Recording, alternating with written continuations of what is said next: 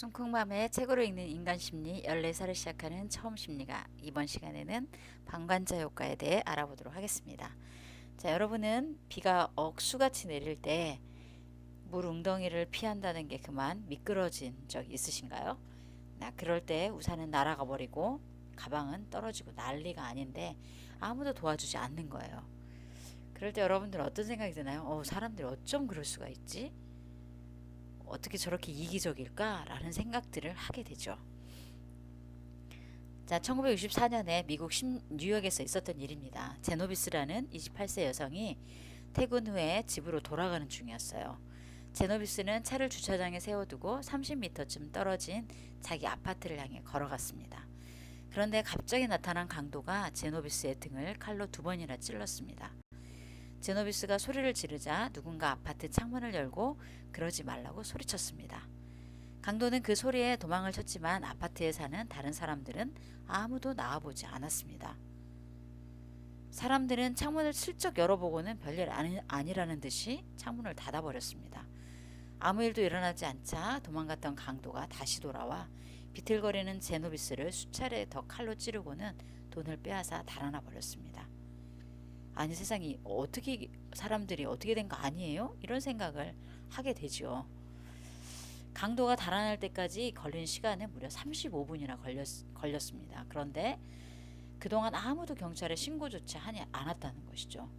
한참 지나서 마침내 구급차가 왔는데 제노비스는 병원으로 가는 도중에 죽고 말았습니다.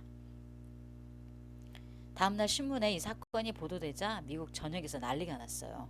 신문 기사에 따르면 이 사건을 아파트에서 목격한 사람들이 무려 38명이나 있었다는 겁니다. 그런데 그중 어느 누구도 제노비스를 도와주거나 경찰에 신고하지 않았다고 해요. 삭막하고 이기적인 도시 사람들의 심성을 상징하는 사건이라고 언론도 흥분해서 보도했답니다.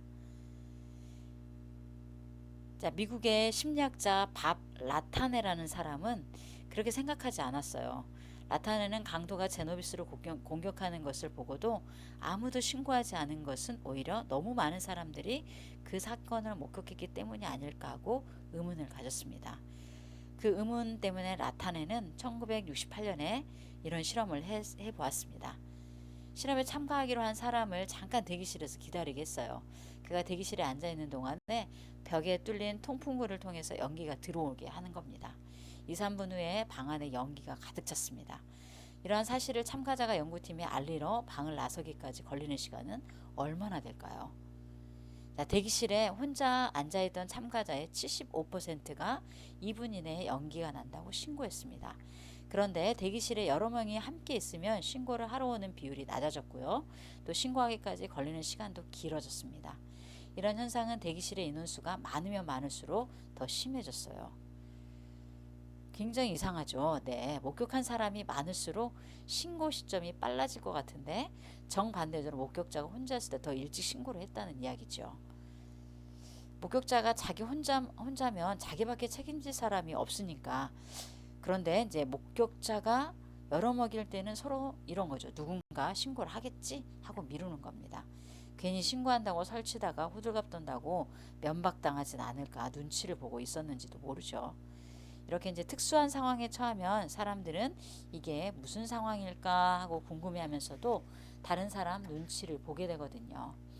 그러다가 다른 사람들이 가만히 있으면요, 사람들은 그렇게 생각해요. 별일 아니다 싶어가지고 아무 일도 하지 않습니다.